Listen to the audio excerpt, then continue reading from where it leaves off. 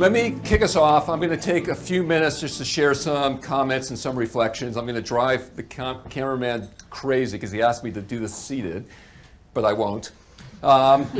First, I want to thank you. I want to thank you for being here. This is really important for us as a firm. International Women's Day is something we want to honor. It's something we want to advance. It's something we care deeply about as individuals and something we care deeply about as a firm. I'm Ira Gaberman. I'm one of the partners in Kearney. I lead our diversity, equity, and inclusion efforts in the UK and across Northern Europe. We have many other members in the room who lead it at other levels as well. Ramyani, who will be leading one of the panels, is one of our thought leaders in diversity, equity, inclusion, and she's leading that across Europe as well, and has now just newly instituted the Diversity, Equity, and Inclusion Council that's brought leaders across every one of our practices and every one of our geographies in Europe together to problem solve and really make a big step change as an organization. I want to share a few thoughts before talking about what we're going to do together tonight, and I'm going to start with some reflections of an event that we held earlier this week, which was with 25 corporate leaders. We run a CHRO roundtable, and it was the 15th roundtable that we ran on Tuesday evening. And it was on the topic of diversity, equity, and inclusion around the context of the UN Women's Report. And what struck me was a few things. The first one was that every organization, of course, is committed to making a change. And every organization is trying to figure out how they're going to make a change at a pace that we all demand to be made. And the kinds of initiatives are exactly the things that we would want to see and the kinds of things that we expect to see. So one of the companies, happens to be one of the global consumer goods companies, has introduced a program to really help young female colleagues build the skill set, build the confidence, and have the access to really advance in their career successfully. And that includes sponsorship, it includes training, it includes a number of other dimensions. Another organization talked about the fact they had just very recently introduced a new policy that for every single vacant role in their company, there needs to be a diverse candidate panel. There has to be female candidates and there has to be other underrepresented candidates, or they won't progress with any interviews. So the panel has to be complete, the candidate pool has to be complete before they advance. And every company talked about a very large amount of investment going into awareness building and capability building, things around conscious, unconscious bias training, inclusive leadership training. There is many programs that organizations are putting in place. And all of that is encouraging, but what really struck me the most is the comments from a number of the female leaders in the roundtable who spoke about the fact that while they're encouraged, they're not satisfied and they won't be satisfied until the results actually match the need and match the expectation. So words are great, action's better, but results is what truly matters, and the results just aren't there.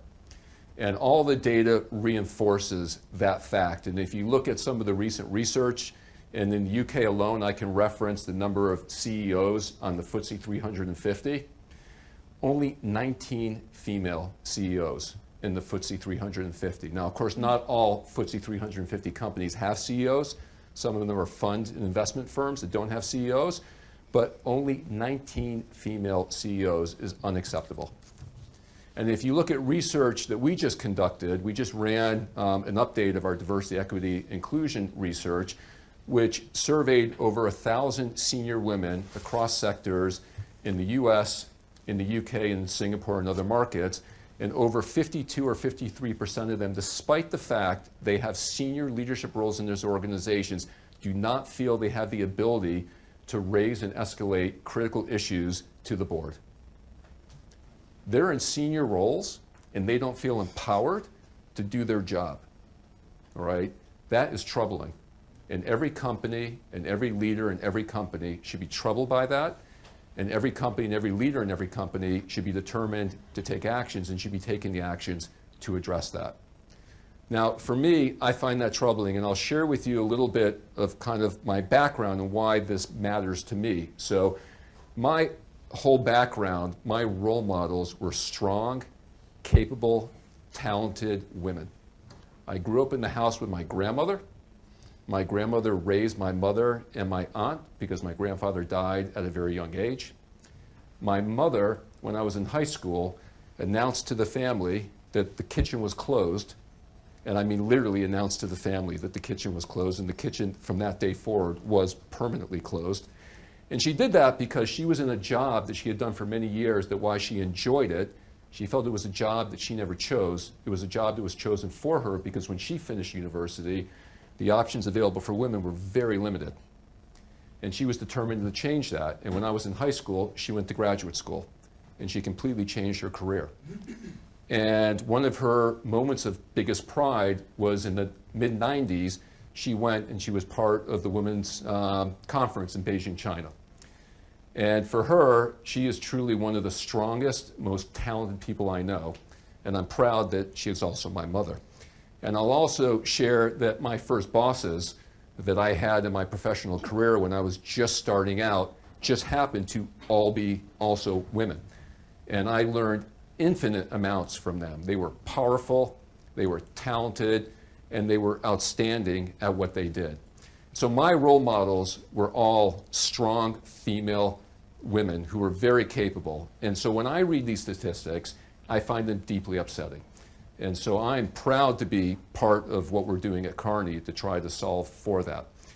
Now, Kearney also finds this trouble, and we are determined as a firm to make significant advancements, but we can't advise our clients on these topics unless we are leading as well on these issues. So we are determined to put in place the policies, the actions, the structures to make sure that we're doing better and we're doing much more than what we've done in the past. And tonight is part of that. Of course, there's a lot more to what we're doing, and we can share some of that over the coffee chats as well. But tonight is part of that. So what we're going to do tonight is we're going to have 3 different panels, one officially a panel and 2 fireside chats, but effectively 3 conversations with 7 leaders who are going to share their views and their insights and their experiences with us. And we're very blessed and thankful that we have such talented people who are prepared to share that with us. So with those opening remarks, again, on behalf of all of Kearney, I want to thank you for spending these 3 hours with us. I hope you find them interesting. I hope you find them insightful. I hope you find them inspiring. I hope you take some ideas with you and you redeploy them. Copy without shame. That's what we should be doing. All good ideas are good ideas, and we should just replicate and copy them as broadly and often as possible.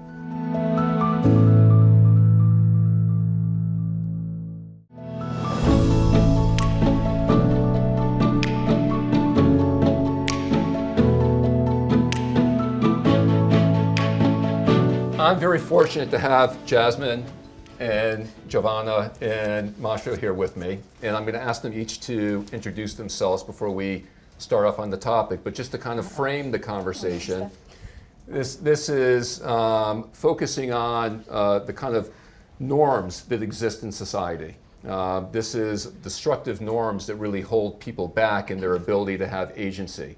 Agency is the ability to really drive and have more control and influence over their careers, their lives, the progress that they make. And so we all know that there's many social norms that get in the way, that conflict with that. And these can be social norms that are impacting perceptions of women in the workplace.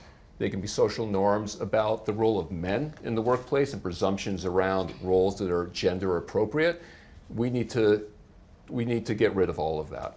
And that's part of what we want to talk about. So, Masha, you want to start us off? Sure. I'm your poster child of doing everything that is not appropriate for a woman.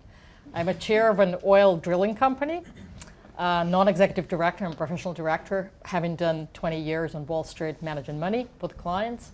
And I also have a passion for climbing Himalayan peaks, and I hold the Guinness record for being the fastest woman to climb 7 summits and ski to 2 poles. Whee. And I also have 2 kids. Do they go hiking with you? Yeah, they do. They have to. No choice.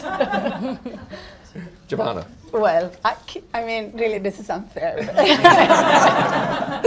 Anyway, hi, I'm Giovanna Desposito. First of all, can I say how happy I am to be here in person? I was on a similar panel 2 years ago, and I was sitting at my little desk in my home office in Italy, which is where I'm coming from today.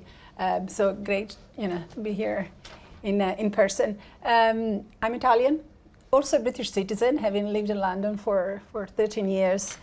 I lived in a few European countries. I'm an engineer by background. I spent the majority of the last 30 years in tech. I'm currently advising an investment fund on their portfolio companies and holding a few net roles. Until 3 months ago, I was a general manager for Southern Europe at Uber. So I was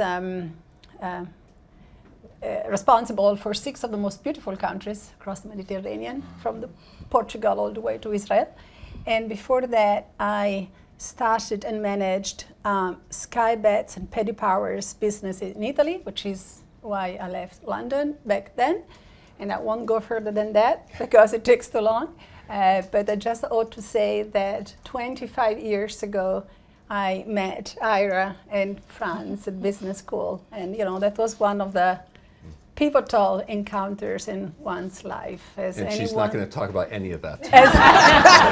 Anyone who knows Ira will appreciate, so thanks. Thank you.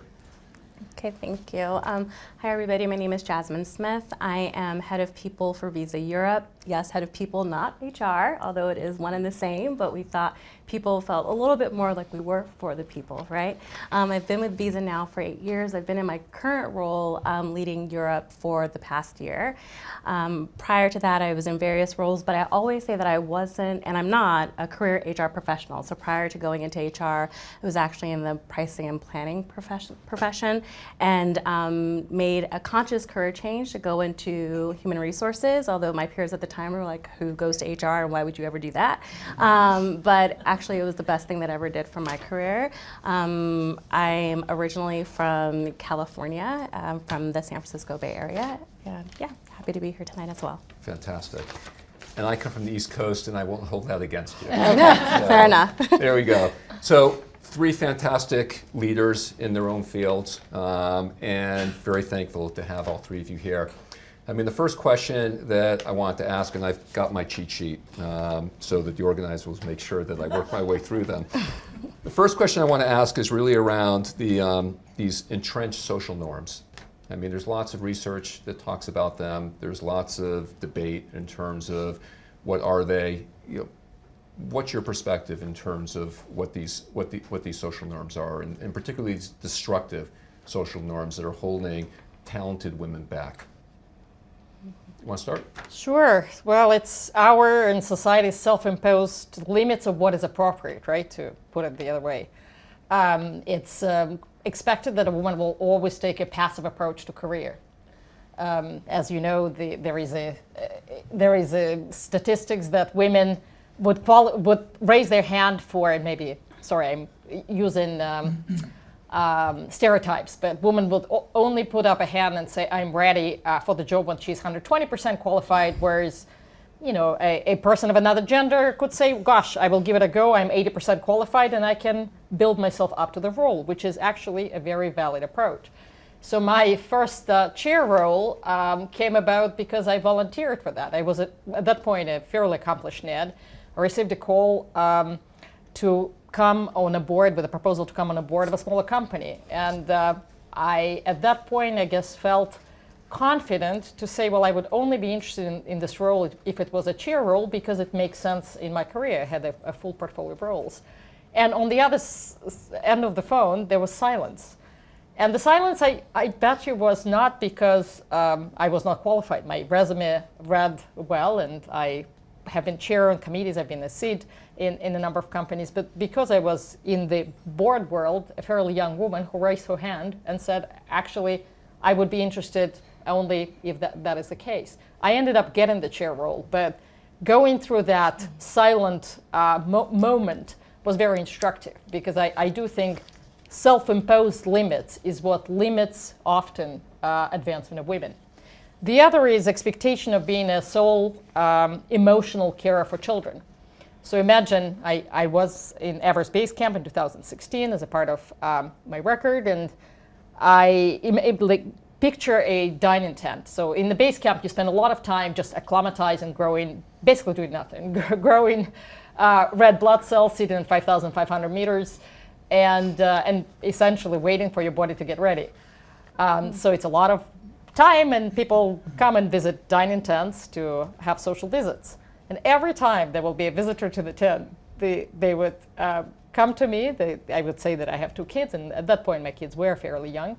And they would all have a question to me, not to 10 other men around me. How does your husband feel? And aren't you worried that if something happens, your children will be orphaned? And at that point I had to, when it was asked, I don't know, 5th or 6th time, I had to say, well, why don't you ask John? John is a good father. He's a great parent. It's a common question. So I think, and we'll talk about it, I guess, later, about the degenderizing stereotypes, and degenderizing parenting is one way how these stereotypes could be broken. But there is an expectation that women have to be fully there 100% emotionally for children and family. And I would say we are in that way offending men when we think this way. Thank you. Giovanna. One thing that I will mention, I'm not sure whether it's a norm or a habit, but one of the things that I find more subtle is dangerous is to assess people in specific roles based on our assumed idea of what that person should look like. In other words, if we expect that a determined risk-taking executive looks like a man, we don't necessarily have an issue if the role is taken by a woman. In fact, we might quite like the novelty of it, but chances are we will assess her and her effectiveness by how close she is to behaving like a man. And I'm saying this because this actually happens to me all the time. It happens to me in a seemingly positive way. So it happens to me that I get complimented a lot of times because, quote, I think like a man. That's what I'm told. I get told, and actually, I believe I just think like a business person, Right. and that's it. And I can give you countless examples, but one interesting one is when I joined the executive team of one of the gaming companies I mentioned before. This was an executive team made up to that moment of 12 white British heterosexual men who were understandably quite comfortable in their shared way of, being. And so here I come, and when I joined, the CEO told me, up to this point, it's been quite tricky so far for me to work with more senior women, but you're different. It's like you're a man. Like, all right. You know what? Back then, I stupidly was proud to hear that. And so I was applying to myself the same, assessment in a way. I'm part of this association called YPO, which is the Association of Global CEOs. I think 13% of us are women. And very recently in one of my forums, it's 9 people, I'm the only woman. One of my very good friends and forum mates told me, are you sure you are a woman? Because you think like us, you joke like us, you don't have any of the complexities of other women in our lives. And now I'm actually not taking that well. I actually think it's pretty bad. Also because, guess what? Eventually, my way of thinking differently or laterally or complementary will come out, and that feels like a betrayal. That's what happens all the time. Because when my being feminine comes out, they're like, hold on a second, you were supposed to be this other thing. Now, what's that? I don't know how to cope with it. So, it's that's a mistake, and it does hold us back. So just before moving on, Yeah. how do you cope with that? Oh, back then I was like, yeah, I have balls, I'm like a man.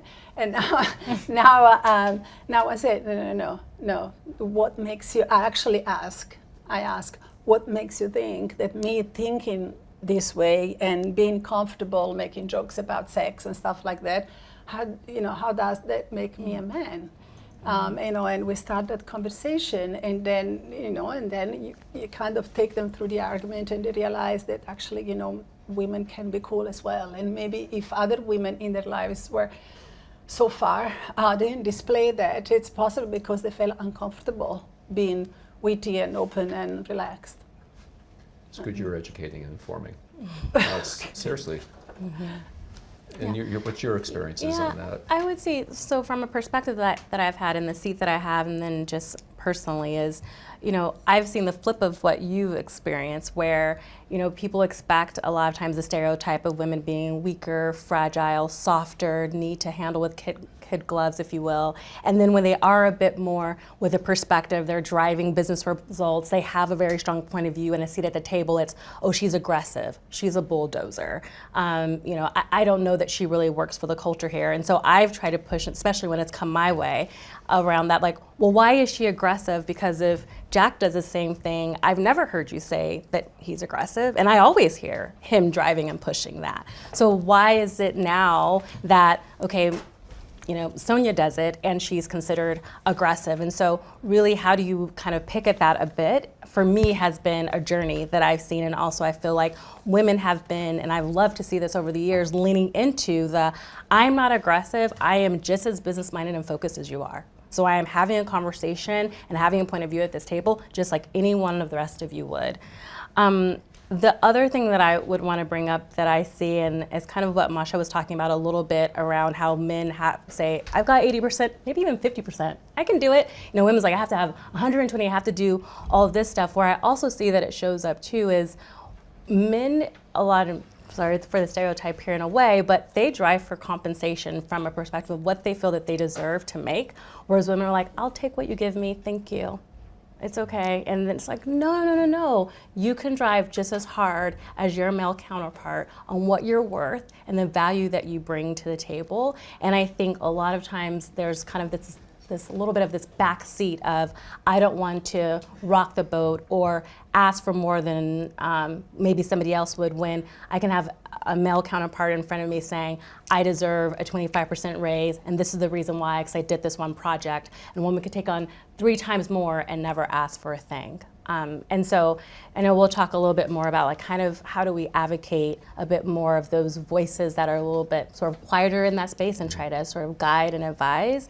But those are kind of things that I see that women take on from a social norm that they may have embodied before they even realize, and how it shows up, / also the way that men also expect women to show up in this space, when at the end of the day, especially when you think about the corporate environment, everybody should be showing up equally regardless of gender. And I love that fact that everyone needs to be coming up, rocking up equally. And I love the idea of I think your language was rocking the boat, because everyone should be equally demanding for what they deserve based on the value that they're generating for the business.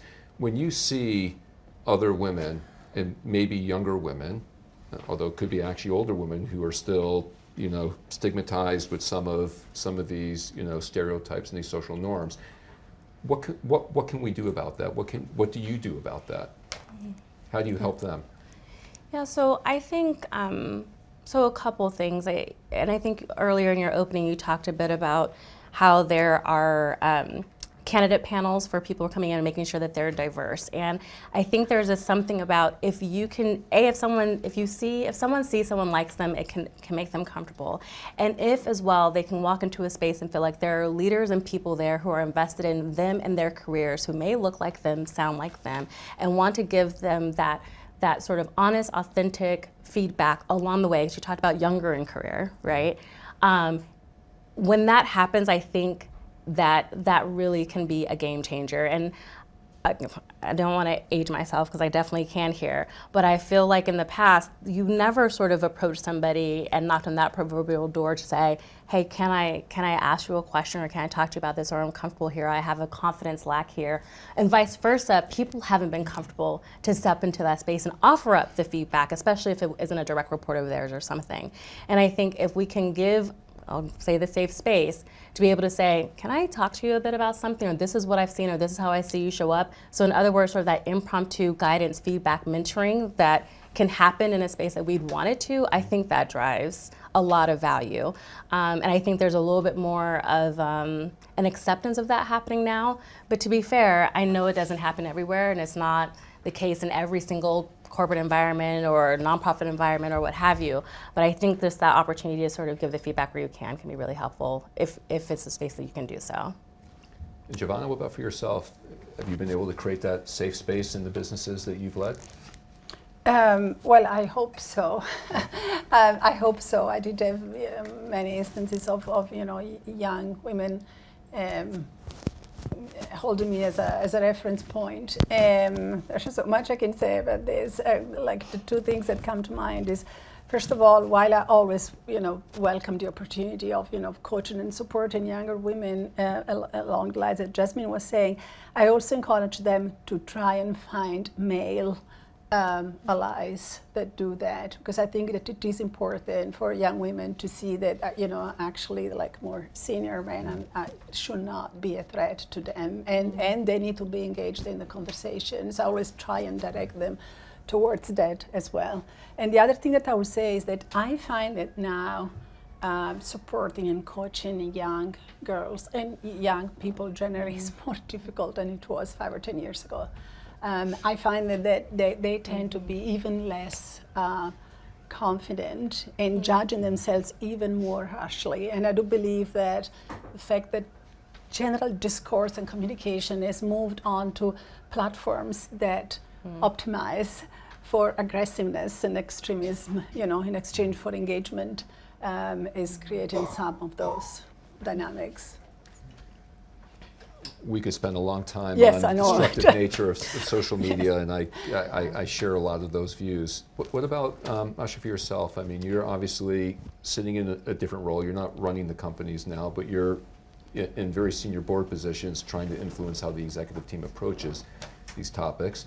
What's the role of the board in trying to help the leadership team? A huge board is there to ask questions, right? So as a head of Ramco, and I chaired Ramco in a number of companies, you have to be that policeman who asks the question, have we considered, or why such and such is not being promoted when the other person is being promoted? It's being an advocate of equal treatment. I am currently involved with 2 companies in a industry that has horrific record of employment of women. I'll give you an example. I was at Oil Services Conference in Norway, Pareto Conference, largest of its kind. You walk in the room, there's 2,000 participants, 98% are men.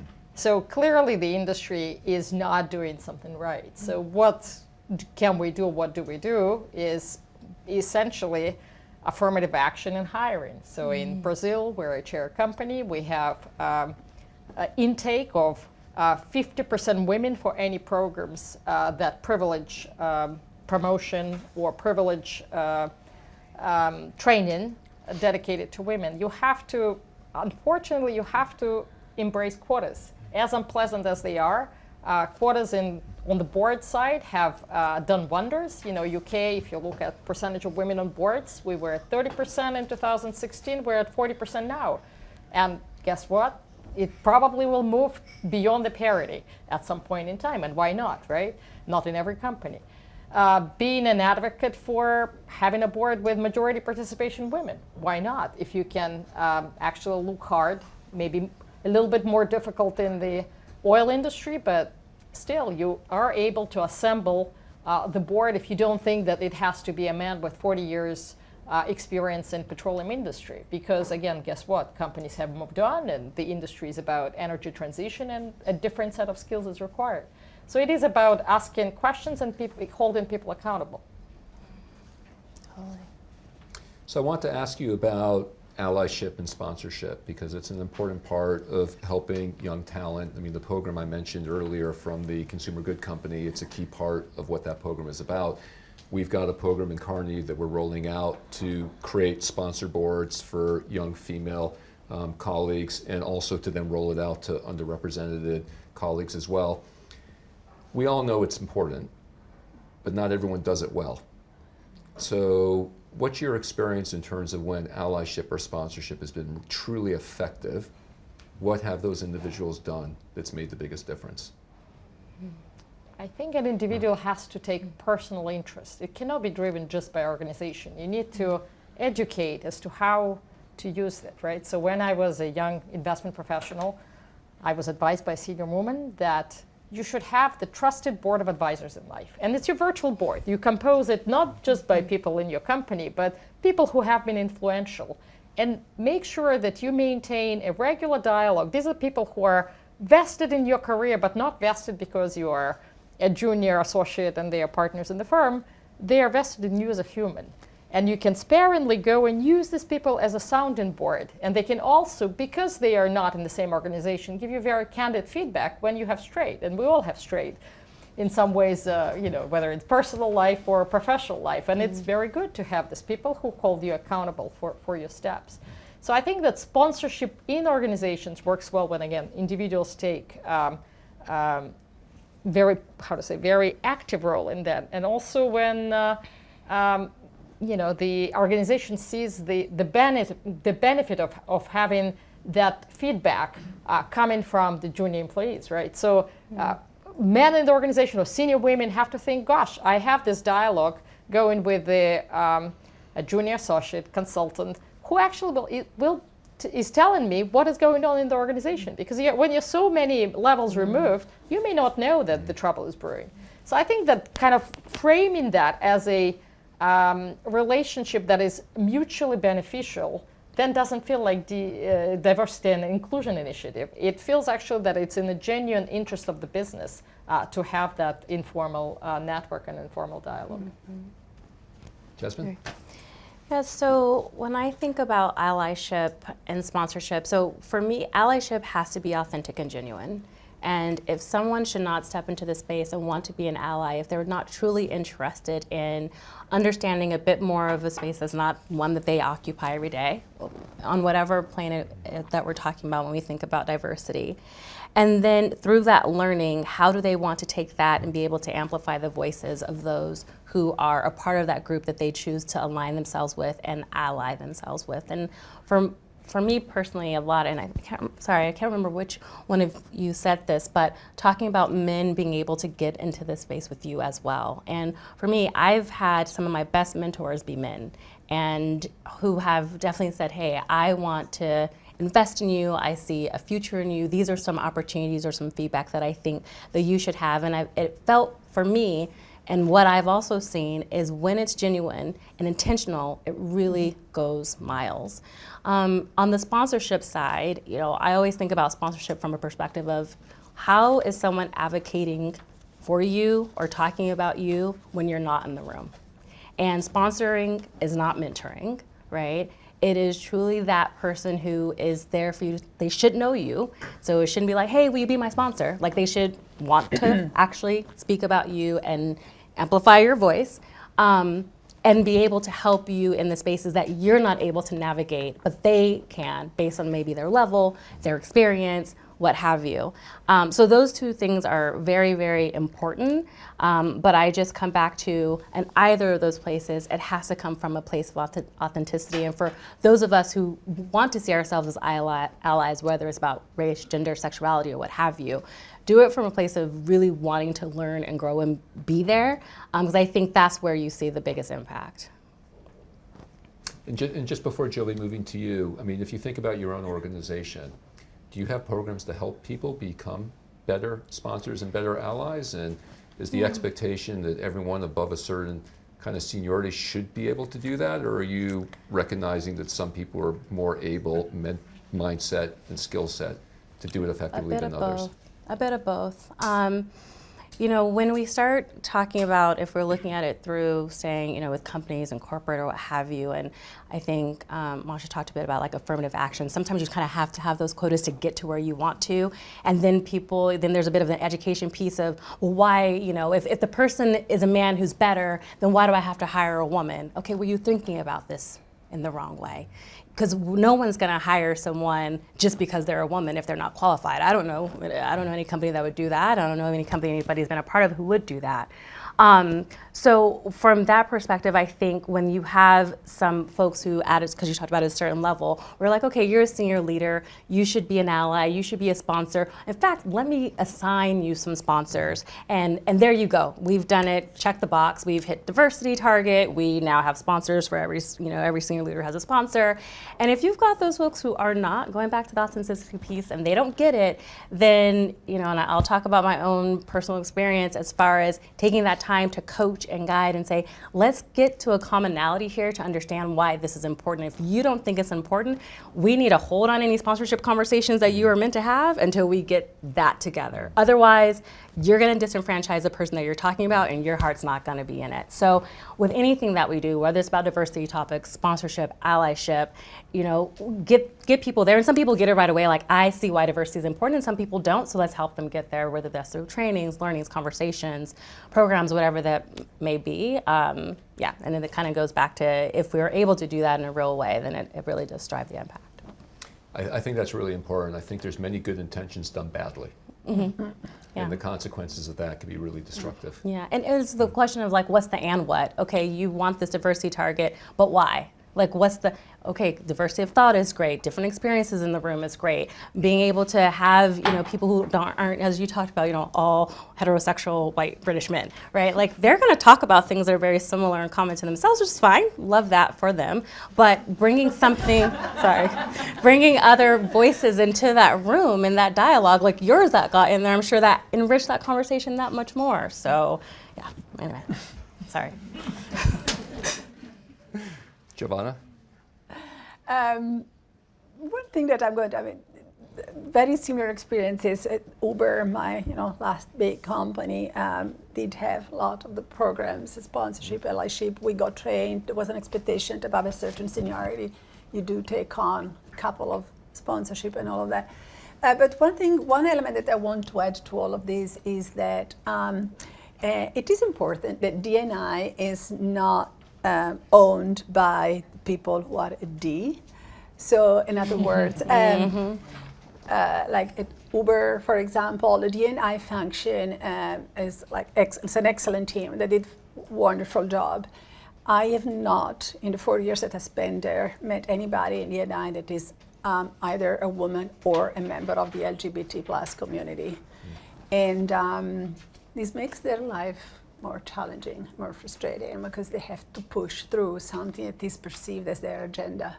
And so men get into the discourse and get into the policy making because, only if we decide, like there's lots of policies and best and good practices and all of that, but only if we draw those things together and those policies work for all concerned, that there's a chance, for them to succeed. I think we should applaud that. I agree. I mean, we're trying very hard in Kearney to do that as well, and people like Ramyani is determined that we're going to make a change on that.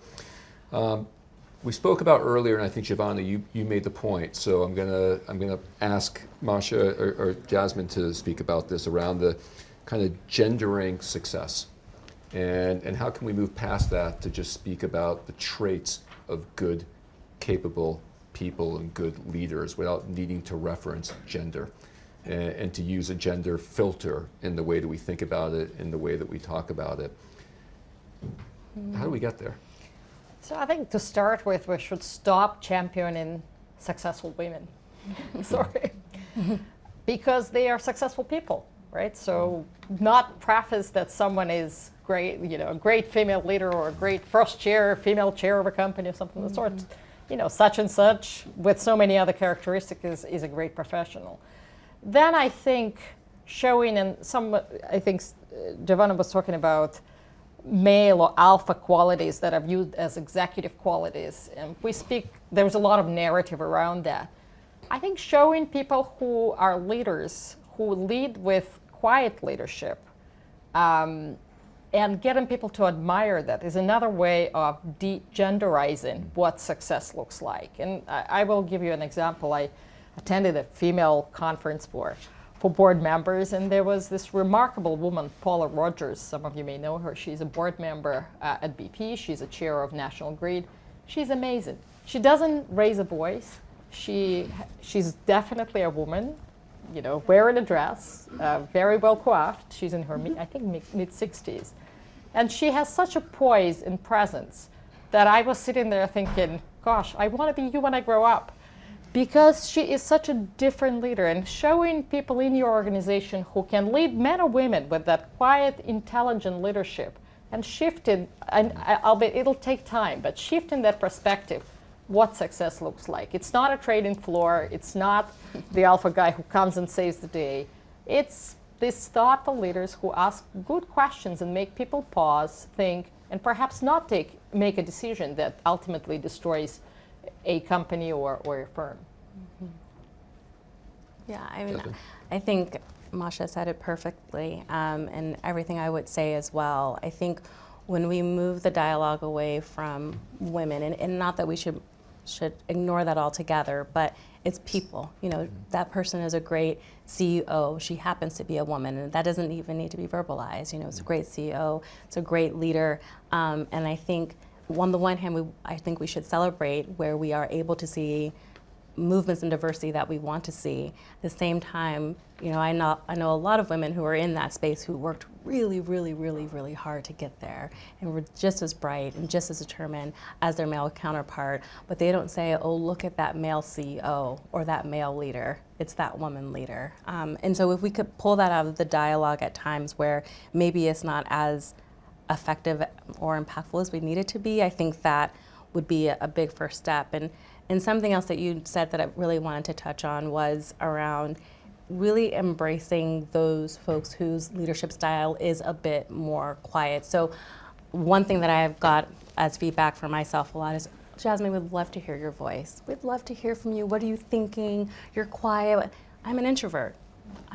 That is just who I am. I'm very thoughtful, but guess what? When I want to say something and I have something to say, I will say it. It will be a thoughtful response. I don't think out loud. But there, you know, and it's like, there's also the backhanded bit of, oh, well, is there enough confidence there or not? Because if we're not hearing from you, then therefore you're not confident, and therefore you're maybe a little bit more dainty and more weak. And so we need to pull that out of you. So for me, I had to lean into who I was and say, this is my authentic leadership style. I am an introvert. I'm not going to be the loudest person in the room. I am going to take in what I'm hearing around the table and then give my perspective and point of view. And as a leader, if I feel like we're going down the wrong path or there's a decision I need to make, trust me, I will, because I will always have a perspective. But leaning into that and not feeling like, oh gosh, I have to be as loud as the person next to me or the male counterpart next to me, and owning and stepping into sort of the office that I held was a big journey for me. Because when I started out in my career, it really wasn't that. It was seen actually as a negative to be a bit more quiet and feeding into a stereotype as opposed to saying, okay, no, this is who I am and that's okay too. Can I screw up with your time management? Sorry. You know me well enough to know I don't have good time management. Great. Okay. So I'm going to muscle myself. I know you said you don't need to, but I'm going to muscle myself into this because I do about gendering. Because I do want to mention something that's quite dear to my heart, if I may. Okay. Okay. I am worried, but go ahead. Which is this: gendering specific professional roles, in my view, is at the heart of a major societal issue in the making. And I'm referring to the role of men and masculinity. Because what I think is that we have boys, and our boys are facing a threat or are perceiving a threat that is actually an effect of women's advancement and progress towards some form of parity of roles and opportunities. And I think that needs to be addressed. So in other words, I'm super happy that we are doing what we're doing to foster women into STEM education and STEM roles, for example. I'm an engineer, as I said. When 35 years ago I decided to start engineering, it was a big no for my family. So I had to hide from them for 2 years that I was studying engineering. I studied overnight when they could not see me. So you can imagine that now I see how we encourage women to get there. I'm so happy. But in the same way as we are normalizing STEM roles for women, we need to normalize HEAL, I think they're called, roles for men, health, education, administration, literacy. Just You know, just like a woman that decides to pursue her career should not be labeled as a bad mother. A man that decides to take 2 years off and care for his children should not be labeled as less masculine, but actually they do. And, you know, if a man decides to be a nurse or a primary teacher, I don't know, you know. And I think you're feeling the squeeze somehow, you know, and we do need to have that conversation. We do need to normalize that, because otherwise what's the natural reaction? It's going to be resistance, you know, and we're going to hit a wall. So in other words, you know, from my point of view, if we want women to reach gender parity, we need to make men proud to be nurses. That makes sense. Yeah, makes a lot of sense. That makes a lot of sense. Makes a lot of sense. Done? I'm being told done? That's it. That I understand. Okay. Well, I had so many wonderful questions but we'll do that on another occasion. Let me just thank you, all three of you, for sharing your perspectives, being very open in terms of your own experiences. I think we've all benefited from that, and really on behalf of everyone in the room, thank you for joining us.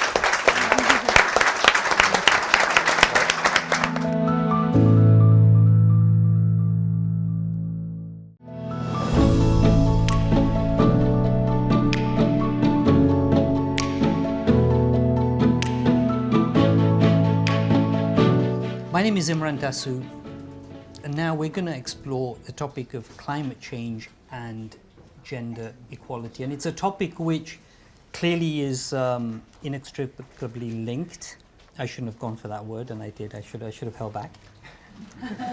But you know, when we look at the global landscape, women and girls are disproportionately affected by climate change. Globally, women and girls are kind of largely, in terms of employment, disproportionately represented in agriculture. And so climate change, as it pertains to floods and famines and other environmental disasters, disproportionately affects women and girls. And they're largely responsible for feeding the family, for fuel, for income, for driving education in the family. And all these effects really create a vicious cycle when it comes to investment and development and education within the family. Thinking about national governments, when we look at governments and prime ministers, presidents, when they're from a female kind of representation is higher in those countries, climate change policies tend to be much more bold and much more ambitious, and the action towards climate change tends to be much more active and execution-oriented and target-oriented. And positively, and Ira set out some statistics around board representation, but maybe positively, if we look at some of the change that's happening in the corporate world around decarbonization, inclusivity in supply chains, topics that are close to my heart, we see that of the top 100 global CPOs, Chief Procurement Officers, 40%, so 40 out of the top 100, are actually female. What we also see is a doubling in the number of Chief Sustainability Officers. It was about 25% about 10 years ago, and now it's actually more than 50%. It's about 54% of Chief Sustainability Officers are female. So maybe some cause for positivity there. But I'm going to explore these topics with my esteemed panelists here today, Christine and Julie. I'm going to invite you both to please introduce yourselves. Christine, if we go with you first. Thank you. So my name is Christine Brown Quinn. I'm an import from the US, early 90s. They couldn't get rid of me. I was recruited directly into a UK bank from a MBA program in the US. And most of my career has been in banking, which I absolutely love. And actually, although now I'm on to other things which I'll mention, I consider myself at the core a business person and a banker. If you scratch me, that's who I am. That's how I think. Loved my career in banking, was in fixed income, first in sales and marketing role, and later in business management and COO and leadership team. About 2010, I was asked to talk at the launch of a women's network at my bank. And I said, okay, a couple questions. what's a woman's network? So here I was, head in the sand. I didn't realize that there were so few women in senior roles. So my first question after that was like, why me? And they said, well, you're a female managing director and you have a family. We want to know how you did it. I was like, did what? Like, what are you talking about? So I knew I had to do this talk. It was very high profile. I was sharing the platform with the then CEO. But I had to answer the question, like how did I do this? So I did the talk. The answer to that question was, I always looked at my life as one whole. I always learned, anything I learned at work and the professional life, I would bring to the personal life and vice versa. So professionally, and I think this is an area, particularly for women, we underestimate all those skills that we bring into our personal life and our families. Problem solving, delegating, team management. I mean, the list goes on. And then thinking about, well, what do you bring from your personal life into your professional life? Well, that's the values, that's the integrity. I also learned about communication at home. I remember when my kids were younger, during the weekend, they'd say, Mom, you lied. You said this and you did that. I thought, that's a great leadership lesson. So that was the content of the talk. And I had an aha moment. I was like, this is what I need to be doing. I need to be helping the next generation of women really go for their careers, enjoy their careers, shape their careers in the way that they want. And at the same time have a personal life. I launched my first book to make that career pivot called Step Aside Superwoman, and it was about that, the personal and professional, really complementing one another. So that was over 10 years ago. I set up a career consultancy called the Female Capitalist. So as I said, my mission is to really empower businesswomen, and I do that through one-on-one coaching and webinars and training. After 10 years, people said to me, but Christine, we really like the way that you write. It feels like you're talking to me. You should write another book. I thought, what would I write about? Well, 2019, I woke up, the whole book was in my head. So Unlock Your Career Success was about, I saw patterns in the women that I work with. I came up with 10 unwritten rules. The first one being, own your career. Nobody else is going to own it. And it was really then, that was 2020, I launched the book just as the pandemic hit. It became an Amazon #1 bestseller because everybody was home on their computer. Silver lining. And so I'm delighted to be here today and be part of this panel. It's really why I left banking, to really try to make a difference for other women. Julie. Thanks. So I'm Julie Burton. I'm the head of agriculture at Nomad Foods. If anyone's not familiar with Nomad Foods, it's brands like Birdseye and Goodfellas and Aunt Bessie's. And then if we look into Europe, it's Findus and Igloo. So real household brands. I look after the vegetable and potato supply for the group. It's about half of the group volumes. And it's in a sector that is very, very male dominated. And it also has some real burning sustainability issues. So I'm very happy to be invited to join tonight. And prior to that, I was actually a consultant here for many years, so it's really, really nice to be back. Welcome back. Thank you. Excellent. Okay, well, look, this is a topic, this link between gender and climate is a topic I know both of you have thought about long and hard. And maybe, Christine, we'll start with you. When it comes to gender and climate, we've heard a lot from the previous panelists about the goals and the approach taken in various organizations. How have you seen these kind of goals and these ambitions really strongly linked to actual business goals? Just starting to think about the drivers for business, the reasons for looking at gender, looking for climate change. We see the link between the two, but what is the link with business goals? So I want to step back, because as I was sharing with colleagues and clients that are participating in tonight's panel, they said, what's the link between gender and climate? And I thought, wow, and it really got me thinking. And so I just want to step back and set the scene a little bit. So as you were saying, Imran, the first link is, women and girls are disproportionately impacted by climate change.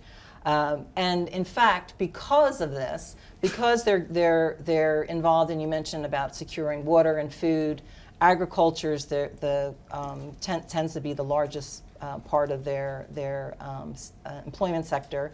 Girls are also being pressured not to go to school. So we're actually losing progress in terms of girls are not getting education. And as we know, you educate a girl, she grows up, she educates her family, and it's a positive cycle. So that's an important part of this. The other thing is, this is a UN stat, they call climate change for women a threat multiplier, socially, politically, economically, because that negative impact of climate change then results in gender-based violence, and it adds to the whole kind of fragility in those conflict areas. And as also you were saying, Imran, agriculture, that's the most important sector for low and lower income countries. So, okay, so that's the scene. So then I always think about whatever topic that I'm thinking about, well, why does it matter? And also sitting here in this nice, comfortable city and beautiful building, like, why does it matter? So the first thing is, I think about, okay, well, as the, quote, rich country, rich West, we have an interest in making aid and financing effective and impactful, and in terms of creating longer term solutions. Okay, get that. But here's the piece, and really delighted to focus on the business piece. The global economy benefits when we invest in these developing markets, right? There's the supply chain, of course, but there's also the local markets that are then being developed. So we actually do have an interest in the developed world in terms of looking at the developing markets. So that's why it matters, and what the big problem is. Okay, the problem is climate change and its disproportionate impact on girls and women. So then I looked at, okay, well then, what are the challenges in terms of fixing that problem? It's clear why we should be interested. So the first one is around the lack of input and engagement from the local community. So women and girls being at that front line of climate change, they're not involved in coming up with solutions to the problem. Okay, so that's challenge number one. Challenge number two is, if you look at COP and the climate policy forums, there's a lack of women leadership. So since 1995, there's only been 4 women as COP leaders. 7 of the 110 world leaders were women. And at COP, the committees and the senior decision-making areas, there's 30-ish% women. Okay, so that's a problem. Okay, so we have a challenge, local women not involved, low level of women participating in the policy, and then why are we here today to focus on the business? My view, and this is the third challenge, that is there still is a low level of awareness by corporates and businesses about their reputational and financial risk that they're running, because they're not thinking about climate change, they're not thinking about gender, they're not using those lenses in looking at their businesses. I think also, okay, so that's the risk management piece. Then there's the piece of, well, how about leveraging the market opportunities? I think again, there is a low level of awareness about what they should be. So back to your question, Imran. So in terms of what I see, what's working, what's not, it's very interesting because the climate and the gender are very similar. What I see doesn't work is when there's separate initiatives outside of the core business, outside of the business model for gender and climate. It feels like it's oh, well, we need to say this, so let's appoint this chief sustainability officer. Let's appoint this chief diversity officer. That doesn't mean that if those companies have those roles, that they're not serious roles. The key is they have to be integrated into the business model. And if we think about the CSR days, I think people talk less about that. But CSR is like a sideshow. If we're going to make this happen, it has to be through the business. So finally, I just want to talk about what that looks like in practice. So for both climate change and diversity, it's about building the business case. So I can't sit here and say, okay, well, here's the formula. Each organization has to figure out what does climate and gender mean to their business, right? Second of all, develop the program, right? Implement the program, and then look at results. And we talk about KPI and metrics. Again, this isn't one size fits all. The organization has to figure out what those metrics look like. And finally, I would just say that when organizations do the gender and climate piece in a piecemeal way, that's when they get backlash of that's just lip service, it's greenwashing, et cetera. People aren't stupid, right? So it really is about, I think the best practice is integrating it, both gender and climate change, into the business model. That's really interesting and very expansive, and thank you, Christine, for that. And I'd like to explore, Julie, a little bit with you, because you're a consultant here. We work together on things like the Women's Forum, the work we do as a knowledge partner to the Women's Forum, and you are so passionate about helping other organizations drive inclusivity in their supply chains. Now, you joined Nomad, and you're hit with Brexit, the war in Ukraine, inflation, so quite a full plate. Pick my timing very well. But when it comes to these kinds of themes that Christine has kind of unpacked for us in terms of the risk side, but also the business opportunity side, how have you been able to incorporate the environmental, the E, as it were, but also the social, the gender side, for instance, into the work you're doing now that you're sort of other side of the table? So I'll start with the environmental side.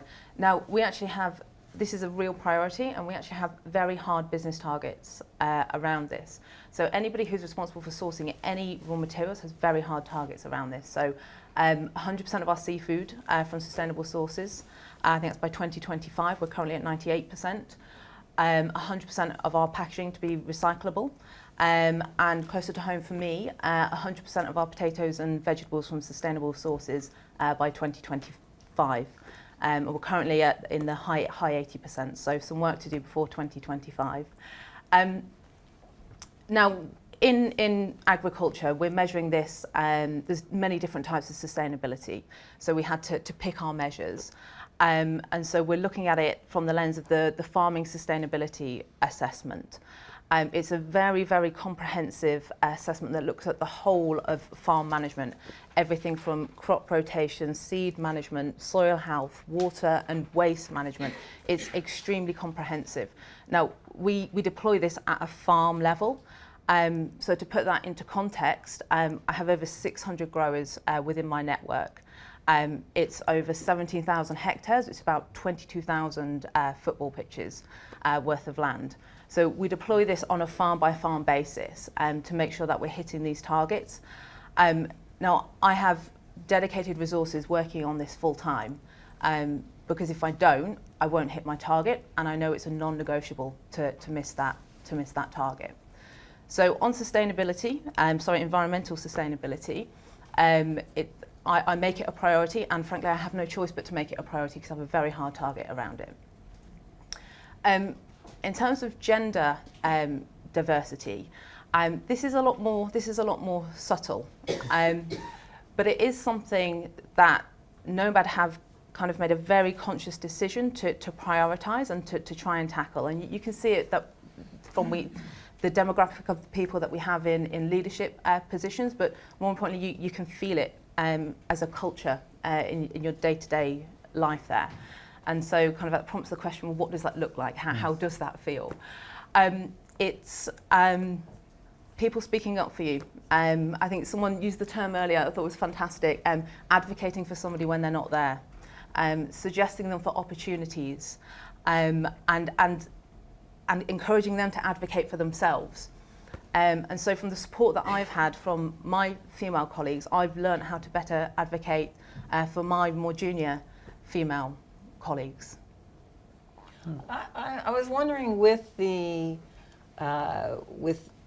focus on sustainability, do you think that that's having an influence on that culture, kind of a more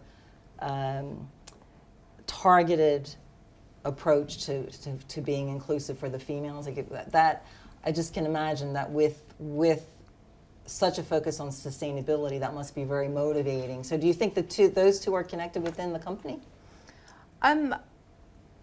It's an interesting question. I think I don't personally observe more people interested in sustainability who are female versus male. I think sustainability is such a burning problem in agriculture that anybody involved in agriculture is really passionate about tackling it, because it's a very generational business. It tends to be something that many people are born into, and then the next generation goes into it. And people are very passionate about tackling sustainability issues so that there is a farming industry for the next generation to inherit and to work in. So you see, sort of you're pointing to really an existential threat. You talked about risk, Christine. I mean, that's a very real risk to the whole business. And some of the audience may not know, but Nomad Foods is, of course, listed in New York on the New York Stock Exchange, and you've got to keep reporting your numbers and the earnings and so on. So the types of things you've talked about, is it more about risk, or is there a business opportunity? How do you convince stakeholders, investors that this is really good, makes business sense for Nomad? So it's both, actually. It's both doing the right thing, both kind of from a conscience perspective and a regulatory perspective, but also it makes good business sense. So first of all, with all of our hard targets around sustainability, it does cost more to have sustainably sourced fish, vegetables, packaging than it does non-sustainably sourced. So that is a cost that we pull into our COGS, but it's a non-negotiable. I don't make trade-offs between less sustainable materials, because it's what we do as a business. So then on just bringing that back to the business opportunity, the work around gender and making sure that everybody has equitable opportunities. Women make up more than 50% of the population in Europe. So if we make sure that women collectively have equitable access to prosperous careers, and that looks different for everybody. It might be climbing the corporate ladder, it might be starting your own business, it might be expanding your business to have access to the supply chains of large corporates, which is the sort of stuff that we used to work on. Imran, if we make sure that women have equitable access to these opportunities, you improve overall economic prosperity. And if you improve economic prosperity, it then follows that you reduce poverty. And so let's be honest, we do have poverty here in this country and across the rest of Europe. It's a very, very real issue. So if you as a household, as a man or a woman in a more economically prosperous society, if you're not worried about being able to put food on the table because it's a given, if you're not worried about being able to heat your house and put a roof over your head because it's a given, you then have the budget, both financially and emotionally, to start worrying about the world beyond your four walls. You can start thinking about, do I want the cheap potato waffles, or do I want the FSA certified potato waffles that cost a little bit more? You can make these trade-offs, but it's only until that you can financially afford it that you can start thinking about those sorts of things. So I think by doing the right thing in terms of gender and equal opportunities, not only do we bring the benefits because we can attract a more diverse range of talent, you also are part of, you will never fix it on our own, but you're part of the journey of creating more demand for more sustainable products, whether they're ours or somebody else's products. So sort of economic inclusivity. Exactly. And that clearly would be good for business. So really interesting. Christine, you've studied this clearly to quite a large extent. What kinds of practices do you see? Do you recognize some of what Julie's saying? Do you see other things that organizations are doing that is driving success in this space, whether it's managing the risk better, whether it's achieving the business opportunities better? What are you seeing that works well? Well, I would say that part of this within organizations is having the right leadership. So if you think about it back to the business model, well, to be able to drive that, you have to have the right leaders. And I think that we are in a place where today we're just full of the world is full of paradoxes, right? So businesses you have to meet your short-term New York Stock Exchange requirements, but at the same time have a business where the food is sustainable. Those two, it's short and long term, right? So if we're doing this as a business short term, then we're going to be able to be a sustainable business ourselves and have that have that longer term impact in society. And I think that I talked about the risk. I think also we need the financial risk and reputational risk. Certainly my hope is that we're going to kind of lift up the bonnet and say, whoa, wait a second, what is this company, how are they really operating? Like, is that really sustainable? And then all of a sudden, right, these issues will come up. And what I'm thinking about is the Kodak problem, right, where they kept just manufacturing the film. There was this whole digital world, but that wasn't making the revenue, right? And so I think that we're in a point where businesses need to hold both. They need to be thinking about current revenue streams as well as what's the future? Where do we need to be investing in the future? I think the other thing to think about is within an organization is do they have the right skills? So with leadership, thinking about the boards, do they have the right competency and diversity across a whole range of issues? Because again, if organizations are going to think about, well, what does our future look like? There's a link between the whole diversity and innovation. So I think that's another link. So I think leadership is a really kind of critical success factor. I was looking for what kind of case study could I share that was public. I do have one to share about Unilever's project in India. Shall I dive into that? Yeah, please. Okay. Yeah, go for it. Yeah. So this is really interesting. So the Unilever, it's called Project Shakti. It's spelled like it sounds in India. You can Google it. It was the winner of the 2019 Finance Future Awards. And it's so interesting on a number of levels. So the first one is it empowers the local women to be micro entrepreneurs. So they're selling the products. They're going door to door and selling the hygiene products. What's different about this is the communities are teaching the local women, their customers, about hygiene. So it's not just a transactional sales dynamic. The women who are doing the selling, they're getting training in business schools, micro entrepreneurs, in sales, marketing, negotiating. And they're less dependent on the agriculture sector. So, when we think about, I do understand, oftentimes when we think about climate change and climate mitigation and sustainability, we're thinking about cost. But here is a situation where it's a win-win. It's a win-win for the local community, which we talked about earlier, and it's a win-win for girls and women. And in addition to that, so that piece, they won the finance award because in terms of that business model, they went through proper, rigid financials to see, does this make sense? This isn't a charity, this is a business. So that ticked all the boxes. And if we also link back to climate change, that manufacturing in India, it's 100% their electricity as a resource for their offices, factories, data centers, it's off of 100% renewable grid.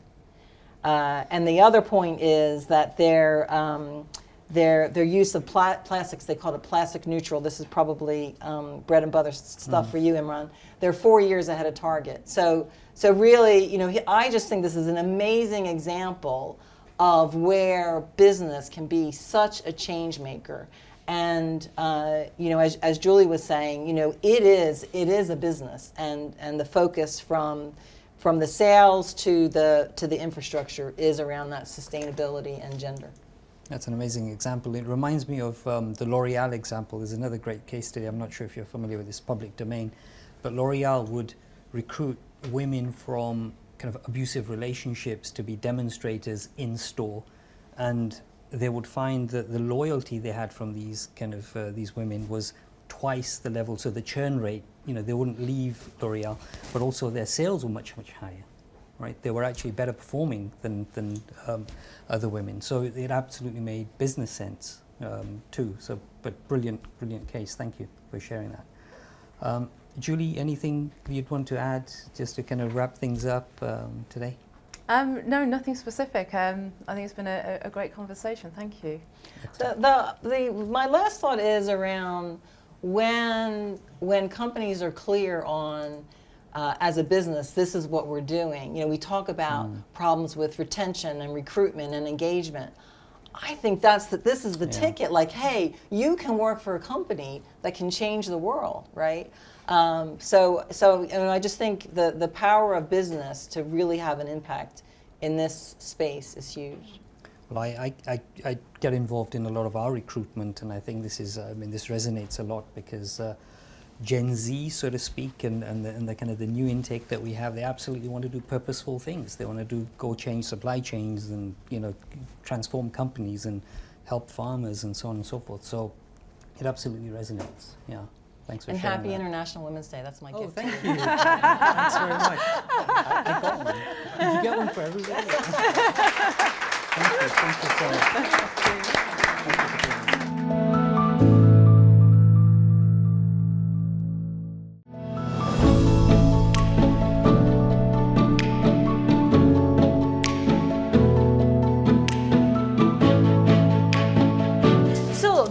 Not the list panel, as I said, this is about gender equality by design. How can we be more inclusive? Now we heard the first panel which talked about social norms and how to break it and how you think about degenderizing. I love that language, that word. I'm going to use it left, right, center going forward. The second panel talked about how you bring the climate change, the gender equality problems together as a business imperative. So the last one actually is the right one, because now we are talking about how do you drive that design of a gender inclusive workplace. For those who don't know me, I'm Ramyani Basu. I lead digital transformation, data and analytics for Northern Europe. It's basically everything sexy, new technology, that's what I run, right? I don't do work. Love it. And in that context, I feel that, oftentimes people think digital is about technology. Digital is actually about people. And that's where I sit, bringing the two together. And over the years, I have been passionately driving DEI, and I'm super happy that every time you do the effort, you see how much of these conversations mean to each one of us, right? So every time I think, oh my God, I've done it enough, let me hand over. And every time I come out thinking, I love doing it. So with that, let me hand over to two of my esteemed guests, Kiara Moore and Maya Price. Why don't you introduce yourselves? Thanks, Ramyani. So, Kiara, the accent is Irish. I'm from Dublin. I'm 20 years in financial services, and about 12 years ago, I was offered an opportunity to go over for a secondment to London for 7 months, and the rest is kind of history. I think my role in life and my responsibility as a female and as a leader is to advocate for other females and to drag them up even if they don't want to. And I get that from my mother. So my mother didn't have the opportunities I have had. At 12, she had to leave education to ensure, as the eldest sibling of her family, that there would be food on the table. So I grew up in a family with myself and my sister where she was determined that I would have the opportunities that she never had. And I have a really strong male role model in my father, who said, absolutely, the minute you could learn to drive, I want you out in the car. I want you to be highly educated, and I want you to take every opportunity there is. So that's what makes me me. Thank you, Kiara. Hi, I'm Maya. I'm the marketing director at SAP in the UK and Ireland. I am originally from South Africa. I've been in the UK 8 years now, recently a British citizen. So, yeah, and proudly so. I moved here 8 years ago with my 15-year-old daughter. And quite differently, actually, I had a very traditional upbringing and married very young, was expected to I was quite ambitious, and then once I got married and I had a job, but then I fell pregnant and decided to take some time off, and afterwards realized that I wanted to go back to work, but my then husband didn't want me to go back to work, and kind of set me back a little bit, but I decided to go back to work. And interestingly, my first job, and I think, Ira, you mentioned how you had a very strong female role model in as your first boss. Mine was quite the opposite. She was a female, she was very strong, but she was of the belief that you had to act like a man in order to get anywhere. We weren't allowed to wear trousers in the office. She would pull out a hairbrush and tell us we had to brush our hair, pull out nail polish and tell us you weren't allowed to see a customer unless your nails were painted. So I think coming from that and having to elevate myself and very much learn how to become a strong woman has brought me to where I am today. That's amazing. Already you both are referring to how inclusivity was not the norm in the workplace when we entered, and you have actually shaped it the way you have made it work for you. So with that, let's dive into some of the questions. So when we look at the challenges and the barriers, right? What are some of those that essentially stops organization from truly being gender inclusive? It could be from your organizational experience or beyond. So Chiara, do you want to go? Yeah, absolutely. I think it starts before somebody even enters the organization. So one thing that we have done as a company is have a look at the language we're using in our job descriptions. Does that appeal to males? And if so, why? So can we use a language that is equally attractive to both male and females? And it doesn't matter if you're looking for a data role, a digital role, a risk role, a finance role. Why aim at a male audience? So start there, and then you might actually attract the right people to apply for the role. So that's a good first step. Then when you bring them for interview, make sure you have a diverse panel interviewing them. Or should I say, before you get to interview, make sure you have a 50-50 shortlist. Then you make sure you've got an interview panel which has a mixture on it of diversity. And after that, then ask the right questions of the person. So for me, it always starts with, are you a good human? Are you a good culture fit for my organization? Are you a good cultural fit for my team? And then do you have the skills? Because I think you can probably teach a person who is educated and is capable almost anything. But what is really hard to change is a mindset. So I think by doing some small things like that, it can make a huge difference. So you're going to be very grateful that you went first and we didn't practice together, because that was exactly word for word the answer I was. So now, if I think about it, I have to think of something else. On the fly. So if you spoke about bringing somebody into the organization, there's also the element of people who are already in the organization, and how do you make sure that you work with them to grow and to make everybody feel included, and things like having feedback, learning how to give feedback and to receive feedback, because I think that goes to the point of we're almost scared to offend. So if there has been unconscious bias in the room, or somebody has said something, we're like, okay, it doesn't matter. Everyone laughed at that joke. Everyone said this, I'm not going to say anything. And I had an example where I was in a leadership meeting, and there were 30 of us in the room, and one of the males stood up and spoke about how he had to go and have a customer meeting with an upmarket retailer, and he didn't bring his wife because he didn't want to send her shopping and spending all his money. And everybody laughed. And afterwards I went up to him and I said, I just want to make you aware that I'm sure that it wasn't intended, but that was really stereotypical. And he was horrified, completely horrified.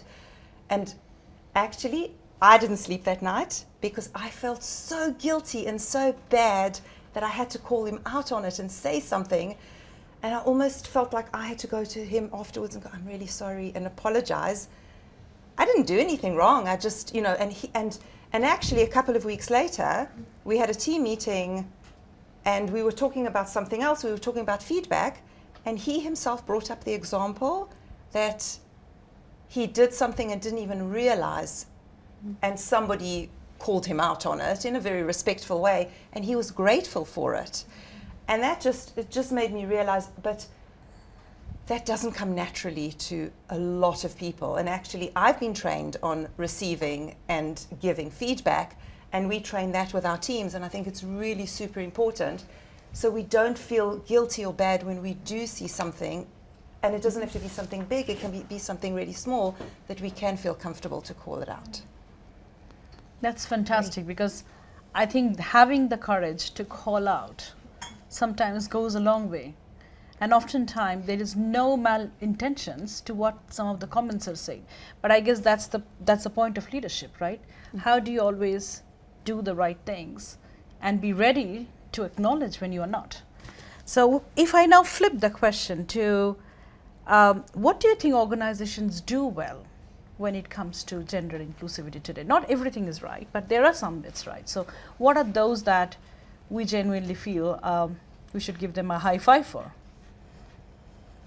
Or maybe not a high five. Okay, let's not go to high five. No, not yet. Okay, no. okay, Maybe 50%. in a few years. Few not years, quite okay, yet. right. Look, I think the fact that we're actually talking about it is really good. So every organisation that talks about it, that's a good starting point. Every organisation that sets a target, that's an even better point. If you don't set a target, how you ever going? If you don't measure it, it's not just a nice to have. It's a must have. So we need to be able to measure it. So as an organisation, are you measuring it? And are you measuring it at every level in the organisation? And what are the interventions that you're putting in place for your entrance into the organisation to ensure that actually they have a path to a leadership position if that's what they choose to do and that's what their purpose is? So I think, you know, there is some great stuff. I think there's great news with targets. I think there's some great training. I think we talk about unconscious bias training. But the one piece I really don't think we're good at is, guess what, guys? You've got to get really comfortable feeling uncomfortable, because when a female gets to the executive table and uses her voice that you have said, we want you to be at that table for, and use the voice, it can feel different. So when it feels different, get really comfortable feeling uncomfortable in that moment and then embrace it. And that's something we've not yet conquered. So a lot done, but a hell of a lot to do. Lot done, but a hell of a lot to do. So let's go there then. How does this, from where we are, which is okay, she doesn't want to give a high five. No high fives. No high fives. Okay, so okay-ish level to a great level. What are the core enablers that will take us there? What are those? So I think firstly, you have to establish what level you actually are at, because what is okay and what are you perceiving as okay? So make sure that you actually gather the data, have a look at your company data, do the surveys, look at the cultural data, and be realistic, because there where you are, then you can make a start and you can see, you know, are we just, like we say, ticking the boxes and telling everybody, look how great we've done, but are we actually doing great, or do we have still a lot more to do? So it's qualitative, but it's also quantitative. And, you know, speak to people, reach out and find out where the gaps are so that we can look at them. I think training is a really, really big one. If I look at my experiences, we talk about bringing new people into the company and hiring, and how we have to train people at that level, but also train the hiring managers and that. But you've also got females who are already in the company. If I look at myself as an example, I started off with SAP in a junior position and worked my way up in South Africa, moved to the UK, worked my way up, went into the senior leadership management, being the only woman at that time in the room. And nobody had trained me up for that. So, and coming from a very traditionally woman-led environment in marketing, where if we look previously, it's kind of been as, you know, oh, it's not somebody who had to study, you know, that you can put them in marketing. You know, that's how marketing has been seen. And of course, we're changing that because of the world of digital, because of everything is data-driven now.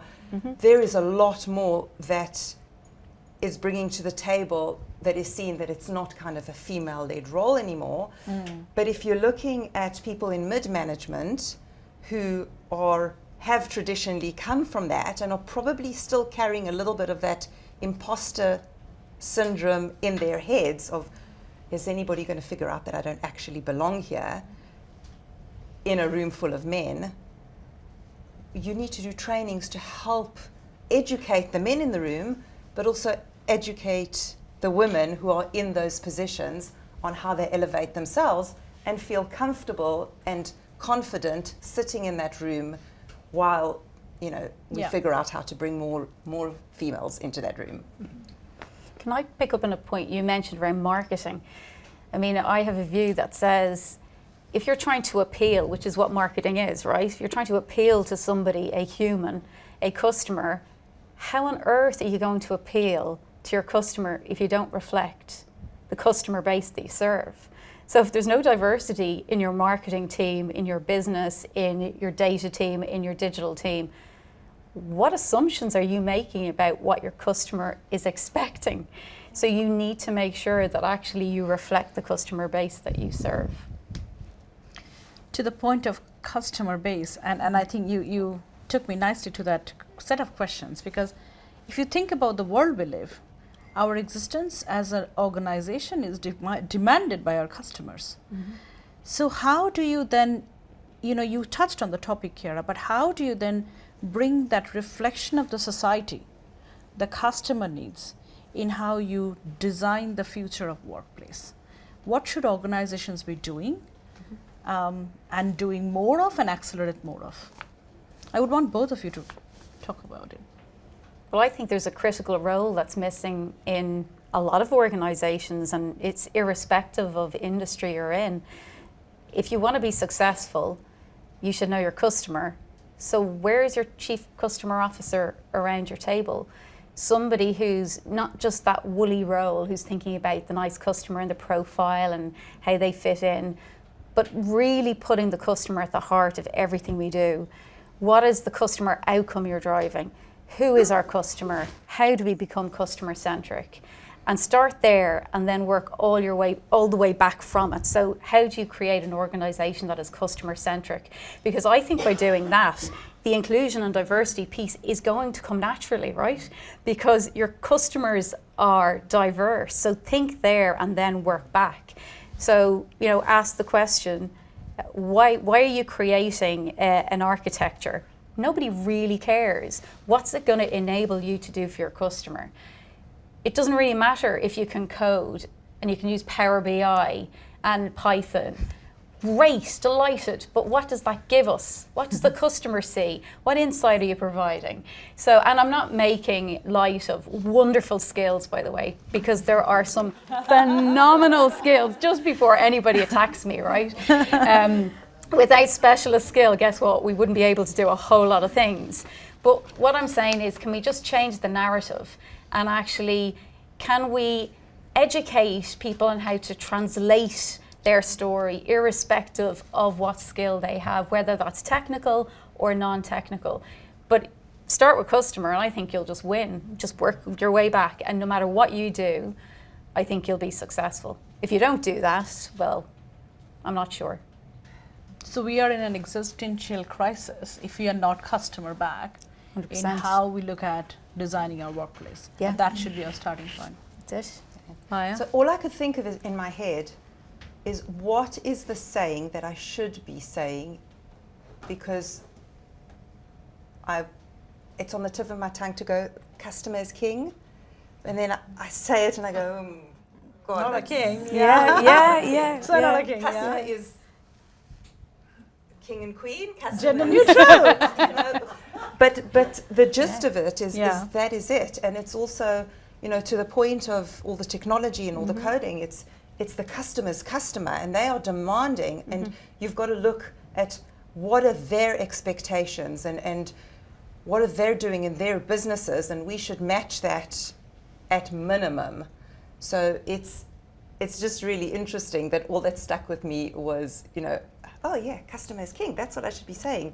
But actually I can't say that now, and I shouldn't say that now, and I don't want to say it now.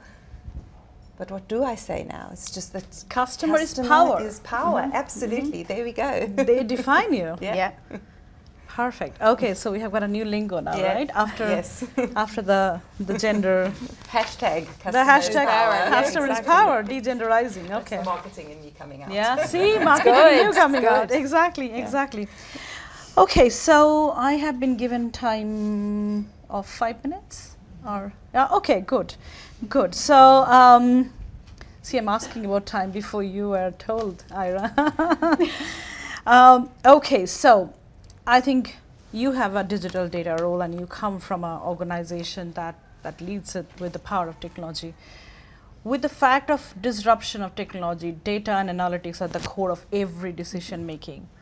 How can that help fast track all of this? Because we have been talking for ages, right? We haven't changed. What would that one thing that each one of you believe organizations should do, taking the power of technology in this inclusive design of workplace?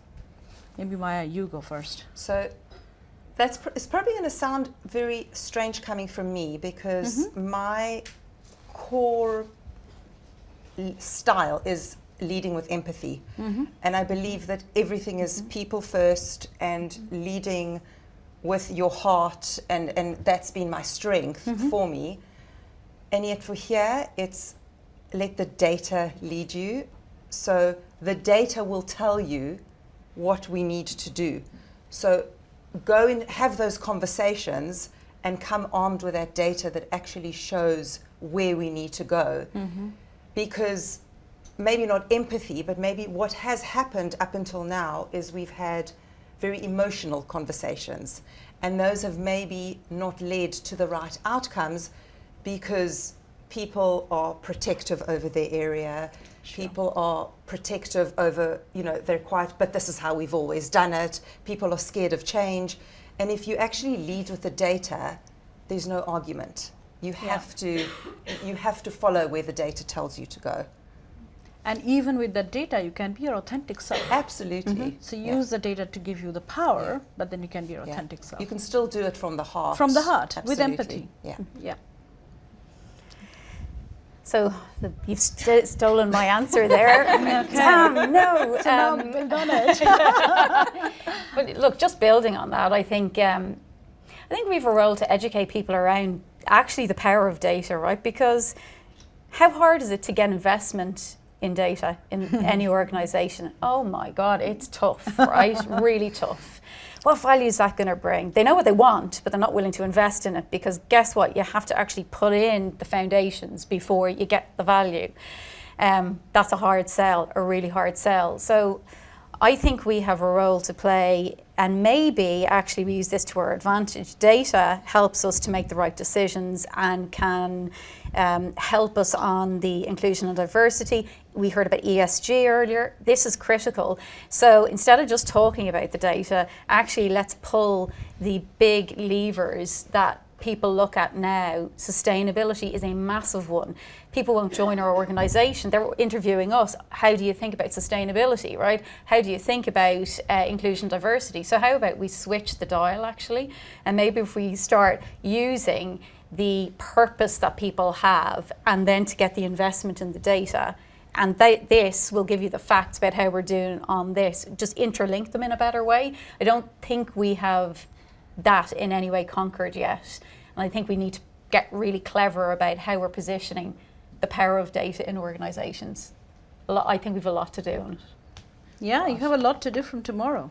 I know. The power of data. From tonight, power of Rami.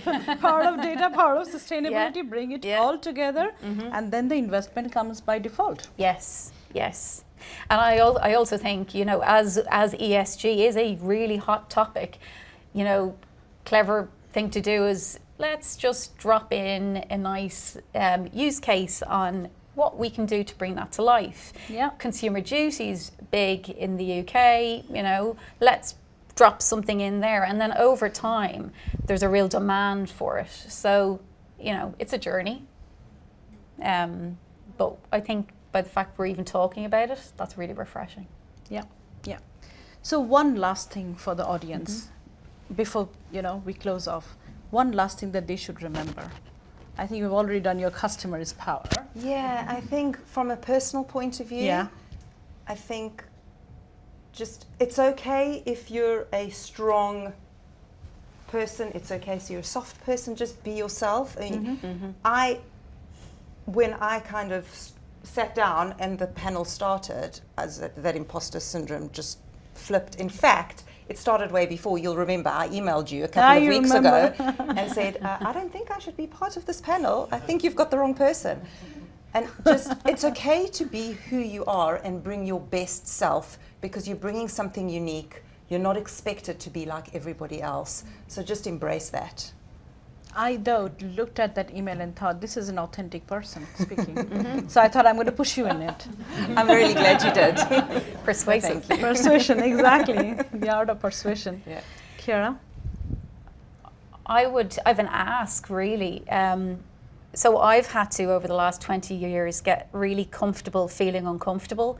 And my ask of everybody in the room is, when you have a female at the table and you feel what they're saying feels different and you don't know how to react, in that moment, say, oh, that felt uncomfortable, but I'm going to get comfortable with it, because it's not only the right thing to do, that person actually might have a valid point which will get us to a much better outcome.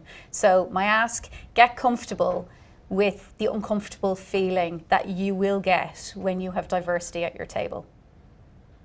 Wow, with that, thank you so much. Thank you so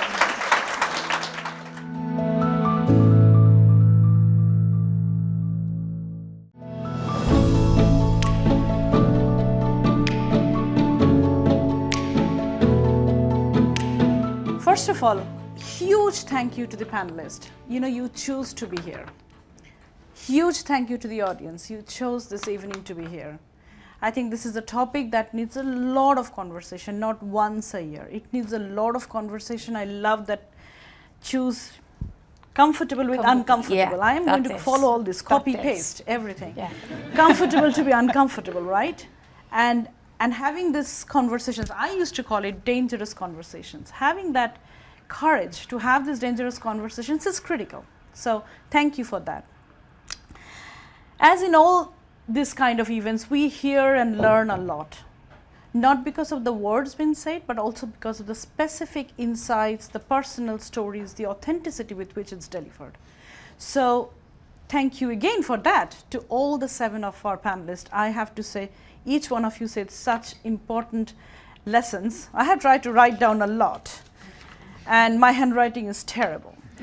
So you have to bear with me here, right? So we had 3 panels, just as a summary, we had 3 panels. And I'm hoping that each one of you have taken your set of insights that you can apply. For the first panel, I loved the word degenderizing. And degenderizing the expectation from life, degenderizing what does success look like, degenderizing when women are at the top table. I think the moment we see the person in that woman, we actually give them the credit for what they have achieved. And honestly, they have done much more than you to deserve that seat at the table. So do be thankful, be respectful. So that's the first thing. I also love the fact that in the first panel we talked about find men allies to help break social norms. We have all needed men in our life. We have all had the privilege of men who have supported us through our personal lives and our professional lives. So having those men sometimes fight those social norms are so critical Let's use those. All power to you, huh? Be an advocate for equal treatment. Now my handwriting, honestly bad. I should go for cursive writing like my daughter does. Be an advocate for equal treatment. And I think this is where women have to stand up, but men have to stand up even more, right? And I think this is where I would expect each one of you as men allies, and I see a lot of men in the room, please do that. Going to the second panel, which was really about how do you bring that climate change and gender equality, two very important topics, but seen mostly as two different topics. And oftentimes, there is a debate at the top table about where do I invest? The whole point that the debate went into is that women and girls are disproportionately affected. So do not look at these two as sideline topics. They are business imperatives, have to be brought together, have to be run as a business proposition. The Unilever stock tea example was excellent. I'm going to research that more. But honestly, it's really about using the power of business and the impact on topics that really matter. And lastly, the panel that I have had the chance to run, I think customer is power, absolutely. And if we take that as our starting point, we have to look at how do you create a workplace that serves that customer. Because if we are not, we are genuinely lying to our customers. So how do you get there? Now, small increments we have done for years. I think my Carney colleagues know I am not about increments at all. I would never buy into anything. I would never sell anything incremental. I'm all about boldness. So we got to do more bold stuff. One of the facts I would like to put for you guys to remember, WEF says after the COVID, we are now talking about 132 years to gender equality, which means not my daughter, not my granddaughter are going to see an equal society, which means they will feel less than. And that's not acceptable. That should not be acceptable in any shape or form. It's a crisis. So we got to treat this as a crisis and act towards it. Well, I'll leave you with a quote from Malala, which I love. I raise up my voice not so that I can shout, although I can learn shouting from Joe, but so that those without a voice can be heard. We cannot all succeed if the half of the population is held back. So think about it, reflect on it. It's our responsibility, it's our privilege. Act on it. The last point I would say, such events never happen without a ton of hard work.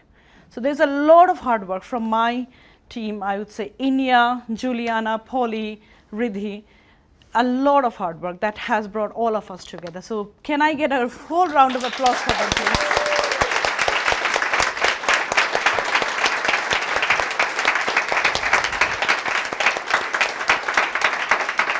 And with that, we close this event and promise me you will not stop this discussion. This needs important conversations from all of us. Thank you.